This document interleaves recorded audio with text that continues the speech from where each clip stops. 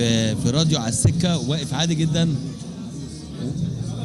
ايه اللي ظهر ورايا؟ في حاجه ظهرت.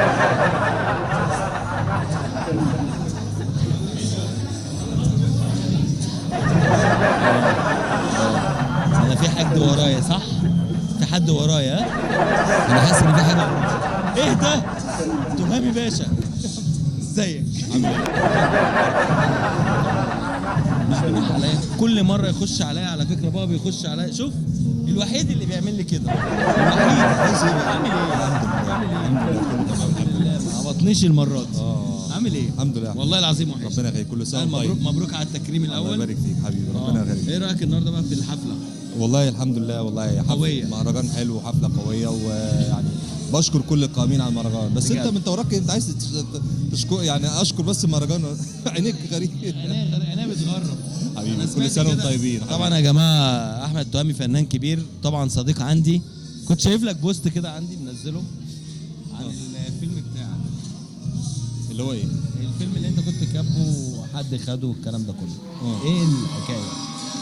بس بصراحه لا مفيش اي حكايه ولا حاجه. انا يعني الموضوع مش عايز اتكلم فيه، لان الموضوع يعني تامر نجم كبير واخويا وحبيبي. انا مستغرب ان تامر حسني من على السبيل الشخصي احترام الدنيا وفنان كبير جدا وقوي. لا وانا كبير. بحبه كمان على المستوى الفني والمستوى الشخصي، واشتغلت معاه في عمر وسلمى وسعدت بهذا العمل والحمد لله. يعني من الادوار اللي انا كمان بحبها، وتامر شخص محبوب. هو اكيد ما عندوش يعني خلفيه عن الموضوع ان هو موضوعي، وده موضوعي من 2017. كتابتك انت؟ انا مسجله من 2017 وقصتي يعني. طب انت ما وصلتش ليه لتامر حسني واتفاهمت معاه في حاجه زي كده؟ يا والله يعني انا بصراحه يعني انا اعرفه ان انتوا يعني معرفه كويسه قوي. والله طبعا الحمد لله. بس انا مش عشان تامر حسني ده فنان كبير جدا طبعا. ومحترم جدا جدا جدا. انا بس مش عايز اتكلم في اي حاجه، يعني تامر اخويا احنا بنتكلم في الخير. لا انا جاي، انا جاي في المهرجان، مش جاي يعني انا بستفسر منك كصداقه بينا، يعني صداقه بينا وبين بعض، بستفسر منك بس. والله يعني انا مقدم الموضوع ده لاكبر شركات الانتاج، لان الموضوع انتاجه كبير. مقدمه من 2017، مقدمه لكذا شركه انتاج كبيره من الشركات المحترمه القائمين على الانتاج.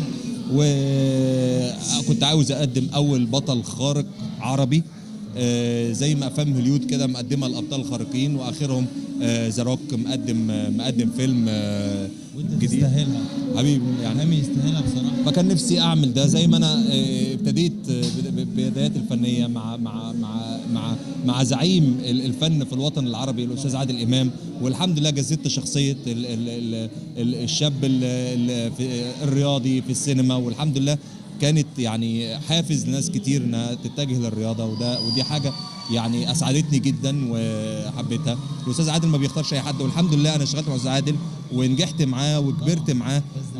وطبعا يعني فانا مش عارف ايه برضو يعني سر التجاهل في الوسط الفني. وبعدين لما بلعب رياضه لقيت كل الوسط الرياضي دلوقتي الوسط الفني كله دلوقتي بيلعب جيم ورياضه، وكله ضرب. انا بروح الجيم انا كمان. وما كانش في حد بيلعب جيم ورياضه، فاهم؟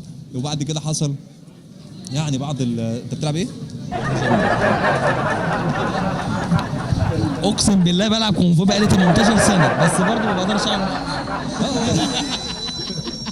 والله بس فلما ابتدوا يقدموا ابطال خارقين بعد كده قلت مش مهم يعني، خلاص بقى دم يعني مش فكرتي تمام. لكن لما لقيت ان الخط العريض بتاع الحكايه، قريت الخبر من يومين، الخط العريض ان هو توأم وبطل خارق، لا ده المشروع بتاعي.